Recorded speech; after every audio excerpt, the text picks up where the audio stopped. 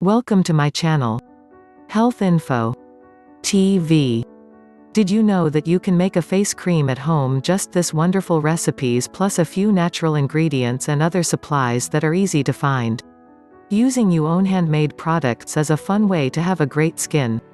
This is a night cram. Before you go to bed at night, do this routine to have a beautiful and radiant skin.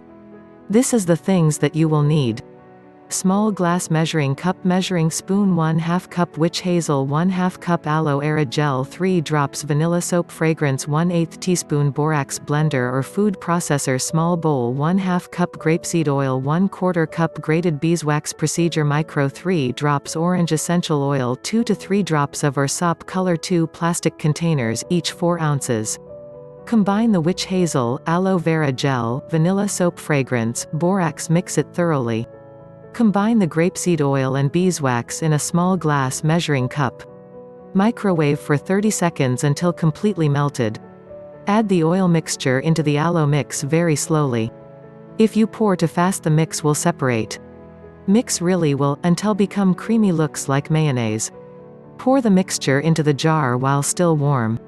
It will streak quickly as it cools.